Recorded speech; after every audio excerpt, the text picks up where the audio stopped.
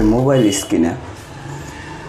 Mobile স্ক্রিনে যাওয়ার পরে আমরা যেটা করব, স্ন্যাপশিট ওপেন করলাম, তারপর ওপেন অপশনে চাপ দিয়ে আমরা আমাদের মডেলের ছবি নিলাম এবং পারফেক্ট আকারে কাটার জন্য আমরা মেনু অপশনে গিয়ে ক্রপ নিলাম এবং ফ্রি ক্রপ যেটা আছে সেটাতে ইচ্ছা মতো ক্রপ করতে পারেন। তো আমি আমার নির্দিষ্ট একটা অংশ নিয়ে নিলাম।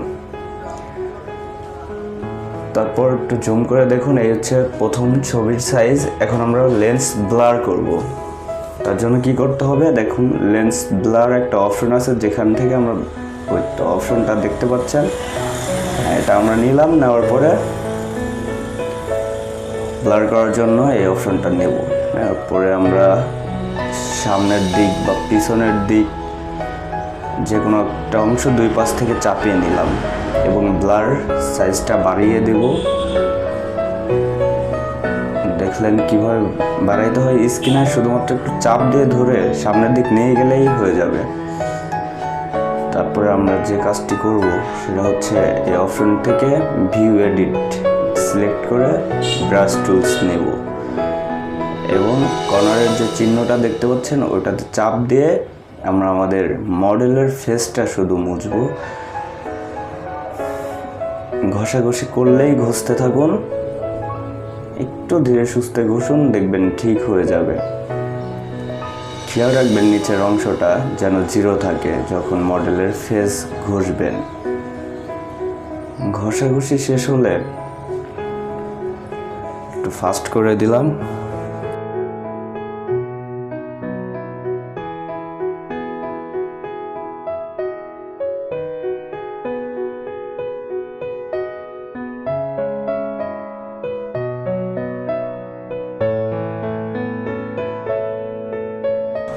খুব স্মুথলি ঘষতে হবে, দেখবেন যেন কোনো অংশ বাদ না পড়ে।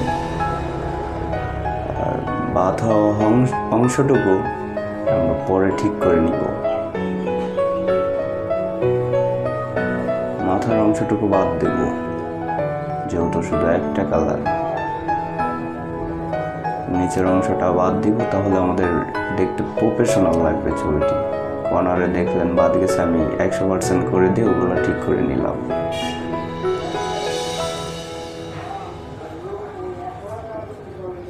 তারপর আবার জিরো করে দিয়ে ঘষবো। এই দুইটা সাইড খেয়াল রাখবেন, মাইনাস প্লাস।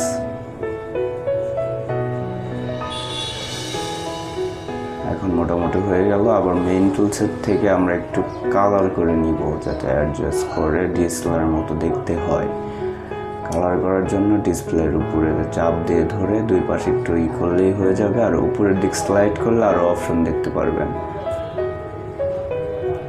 অনেকটা ছবি দেখতে এখন ডিএসএলআর মতো লাগছে, তবে এটার সাথে ফেসটা কালার হয়ে যাচ্ছে। আমরা এখন কি করব,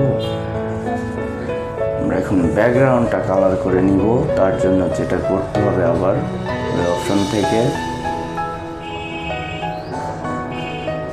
অপশনটি সিলেক্ট করব। ফেসের উপরে কালো কালো ডার্কনেস চলে আসছে। তারপরে ভিউ এডিটস এবং আগের মতো আবার ব্রাশ টুলস। এবার আমরা মডেলকে না ঘষে তার ব্যাকগ্রাউন্ডটা ঘষা শুরু করব। দেখুন কর্নারে কিন্তু ঠিক মার্কটি নেই, যার কারণে ব্যাকগ্রাউন্ডে আমাদের সেই কালারটা চলে আসছে। এভাবে ঘষতে থাকুন স্মুথলি, যেন বুঝতে না পারা যায়।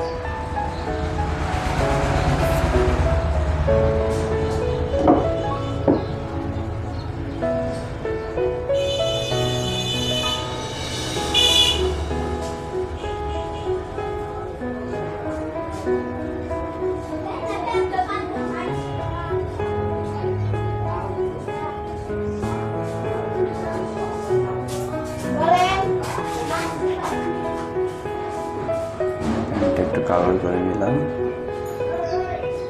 এখন দেখুন দেখতে একদম ফুল ডিএসএলআর মতো লাগছে। আমার কাজ মোটামুটি শেষ। এবার আমরা একটু কালার অ্যাডজাস্ট করে নিব, আগে অরিজিনাল এবং এখন দেখুন কি অবস্থা। আমরা আর একবার এই টিউন ইমেজে যাব, তবে নতুন করে মেনু অপশন থেকে টিউন ইমেজটা নিব। এরপরে আমরা আরেকটু অ্যাডজাস্ট করে দিলেই ব্যাস আমাদের কাজ শেষ।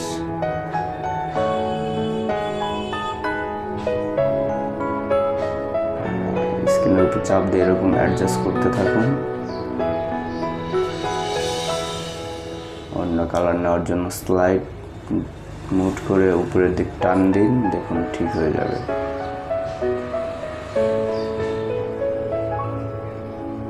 ব্যাস এরকম থাকলেই আমাদের হয়ে যাবে।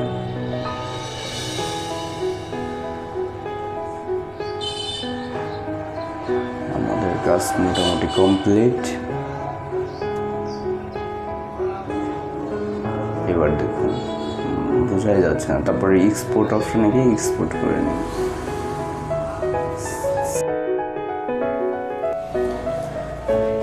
স্ন্যাপশিট অ্যাপটি ডাউনলোড করতে প্লে স্টোরে গিয়ে স্ন্যাপশিট লিখে সার্চ করুন, স্ন্যাপশিট অ্যাপ চলে আসবে এবং একদমই ফ্রি, আর যে কোনো ফোনে ইনস্টল করবে, অন্য অন্য অ্যাপ এরকম করবে না। আজকের ভিডিও যদি ভালো লাগে তবে আগামী দিনে আরেকটা ভিডিও নিয়ে আসবো অন্য কোনো অ্যাপ নিয়ে, আর সেটির চাইতে দুর্দান্ত হবে আশা করছি আপনারা। প্লিজ কমেন্টে জানাবেন ভিডিওটি কেমন লাগলো। ধন্যবাদ।